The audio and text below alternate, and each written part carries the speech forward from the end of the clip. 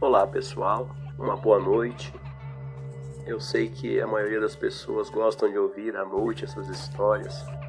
Você é bem-vindo ao nosso canal Contos da Meia-Noite. Neste canal nós abordamos histórias verídicas, histórias que nós mesmos presenciamos ou ouvimos de pessoas que vivenciaram isso. Histórias muito verídicas mesmo.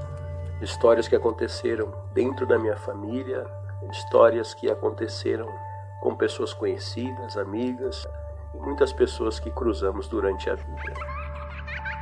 Essa primeira história que eu vou contar para vocês é uma história bem assustadora, tá?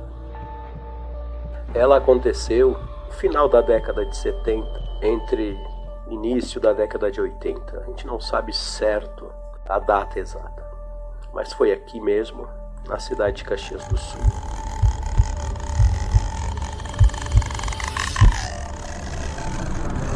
A minha avó, ela tinha muita preocupação com seus filhos. Ela ficou viúva jovem e ela tinha 7 filhos para cuidar, então ela estava sempre atenta, sempre preocupada, porque jovem gosta de sair à noite, de ir para a balada, de ir curtir.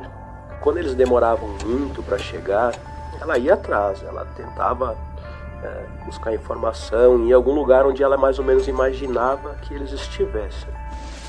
E ela saiu no bairro onde ela morava, caminhou umas 10 quadras, não muito mais que isso.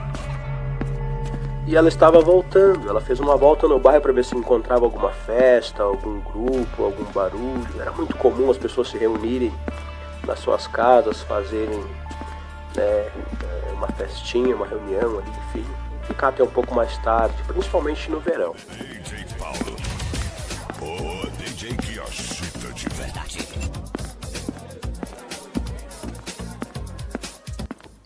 Ela disse que a noite estava tranquila e ela caminhava pela noite, estava bem agradável, né? Pouco movimento. De repente ela entra em algumas ruas que não há movimento, não há ninguém, e ela começa a ouvir um alarido muito grande de cachorro, mas um alarido mesmo, a cachorrada estava muito louca. E ela, pensando ser, como a gente chama aqui, o pessoal diz, alguma cachorra reinando, né? Uma cadelinha que não pega a cria, e dá aquele alvoroço de cachorro. E também poderia ser, na época o pessoal criava muito porcos, né? Poderia ter escapado algum porco e eles brigam com os cachorros avançam, é um animal diferente. Mas não, quando ela chega mais ou menos a uns 20 metros de onde estava esse alvoroço de cachorro, o que ela viu até hoje, ela se arrepia quando ela conta essa história. Porque ela viu algo que realmente nunca tinha visto na vida e nunca ia ver de novo. Algo muito terrível.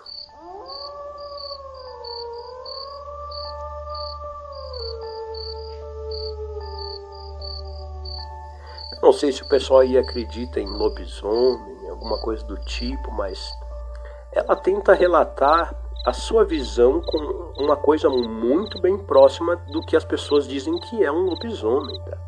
Que é um ser humanoide, um ser mistura homem com lobo. Aparentemente parecia ser um homem, mas não era um homem, porque havia muito pelo, muita pele e se retorcia, né? E a minha avó disse que aquilo parece que virava a pele do avesso e urrava, muita raiva. O que ela fez no momento foi entrar em choque, né, por alguns instantes, tá? E isso acontece muito rápido, tá? Quando ela viu aquilo, porque é uma criatura realmente que assusta, tá? E a única reação que ela teve na mente dela foi de não tirar os olhos daquela fera, daquela coisa, daquele ser. E ela então sai de costas, olhando para aquele ser e vai caminhando de costas, cuidando para não cair.